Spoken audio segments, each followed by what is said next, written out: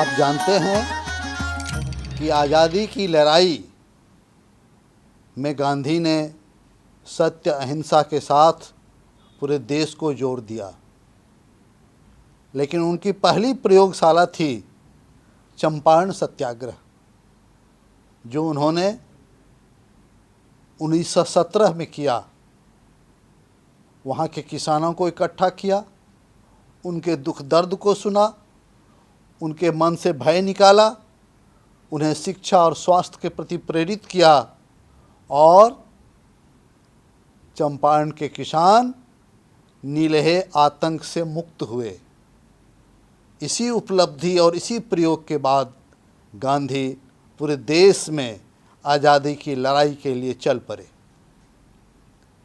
चंपारण सत्याग्रह की याद में हम लोगों ने गांधी की कुछ उक्तियों को छापा। बिहार सरकार के सौजन्य से, साक्षरता कार्यकर्ताओं की मदद से 1.5 करोड़ परिवारों तक उनकी उक्तियां पहुंचाई गई।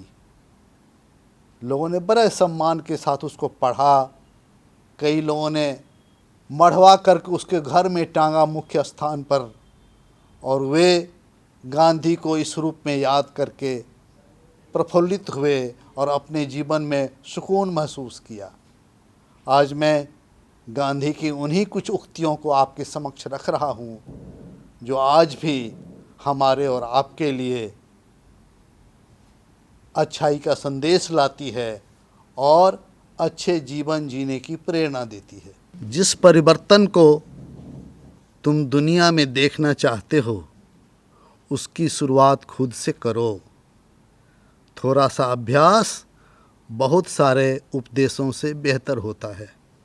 चलो, सुबह का पहला काम ये करें कि संकल्प करें, मैं दुनिया में किसी से डरूंगा नहीं, मैं केवल भगवान से डरूंगा। मैं किसी के प्रति बुरा भाव न रखूंगा, मैं किसी के अन्याय के समक्ष नहीं झुकूंगा। मैं असत्य को सत्य से जीतूंगा और असत्य का विरोध करते हुए सभी के कष्टों को सहने के लिए तैयार रहूंगा। मैं मरने को तैयार हूँ, लेकिन ऐसा कोई कारण नहीं कि किसी को मारने के लिए तैयार हूँ।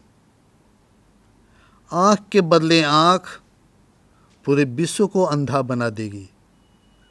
कमज़ोर कभी माफ़ नहीं कर सकता, माफ़ करना तो ताकतवर की विशेषता है। विश्वास को हमेशा तर्क से तौलना चाहिए। जब विश्वास अंधा हो जाता है तो वह मर जाता है। पृथ्वी सभी मनुष्यों की ज़रूरत पूरी करने के लिए पर्याप्त संसाधन प्रदान करती है, लेकिन लालच पूरी करने के लिए नहीं। आदमी की खुशी तो संतोष में है। जो असंतुष्ट है, उसके पास कितना भी कुछ हो, वह अपनी इच्छाओं का दास बना रहेगा। अपनी गलती को स्वीकार करना झाड़ू लगाने के समान है, जो हमारे मन को साफ तथा चमकदार बना देता है। इंसान अक्सर वही बनता है जो वह अपने बारे में सोचता है। यदि मैं सोचने लगूं कि कुछ नहीं कर सकता, तो वाकई में कुछ भी करने में असमर्थ रहूँगा। लेकिन जब मुझे यह विश्वास होगा कि मैं कर सकता हूँ, तो मुझ में वह करने की योग्यता भी आ जाएगी जो शुरू में मेरे पास नहीं थी। शिक्षा से मेरा तात्पर्य शरीर, मस्तिष्क और आत्मा तीनों का विकास है। यह हमें अंधकार से उजाले की ओर ले जाती है। शिक्षा का अंतिम लक्ष्य चरित्र निर्माण होता है। ये पृथ्वी, हवा, जल, जमीन हमारे ऊपर बच्चों का ऋण है।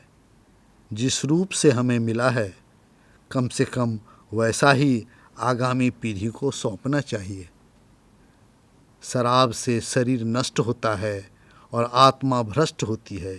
इसका सेवन करने वाला इंसान हैवान हो जाता है। दहेज की शर्त रखना शिक्षा और देश को बदनाम करना ही नहीं है, यह तो स्त्री जाति का अपमान है। अगर गांव नष्ट हो जाएं, तो हिंदुस्तान भी नष्ट हो जाएगा। हमें ग्रामीण सभ्यता को जारी रखते हुए इसे मान्य दोषों से मुक्त करना होगा। हमारे देश में भयंकर गरीबी और बेकारी है। हमें स्वीकार करना चाहिए कि इस स्थिति के लिए उपेक्षा और अज्ञान ही जिम्मेदार है। मैं तुम्हें एक जंतर देता हूँ, जब तुम पर अहम हावी हो तो इस कसौटी को आजमाना। जो सबसे गरीब और कमज़ोर आदमी तुमने देखा हो, सोचना तुम्हारे कदम उसकी कुछ सहायता कर सकते हैं क्या। 7 सामाजिक बुराइयां हैं जिनसे हमें बचना चाहिए। सिद्धांतों के बिना राजनीति, परिश्रम के बिना धन, विवेक के बिना सुख, चरित्र के बिना ज्ञान, नैतिकता के बिना व्यापार, मानवता के बिना विज्ञान और त्याग के बिना पूजा। मित्रों, मैं आपके बीच महात्मा गांधी की कुछ महत्वपूर्ण उक्तियों का पाठ कर रहा था। मैंने आपको यह भी बताया कि हम अपने साक्षरता कार्यकर्ता और शिक्षा सेवकों की मदद से 1.5 करोड़ परिवारों तक इसको पहुंचाने में सफल हुए और इसे लिम्का बुक ने गांधी के साहित्य के प्रचार का दुनिया का सबसे बड़ा कार्यक्रम कहते हुए हमें प्रमाण पत्र भी दिया है। लेकिन सच्चाई ये है कि यदि इन उक्तियों को कुछ भी लोग अपने जीवन में उतारेंगे तभी यह गांधी की यात्रा सफल मानी जाएगी। और आज मैं आपसे निवेदन करता हूँ कि आप इसमें से कुछ उक्तियों को जीवन में उतारें और हम सब लोग गांधी की यात्रा के पथिक बने। बहुत बहुत शुभकामना। धन्यवाद।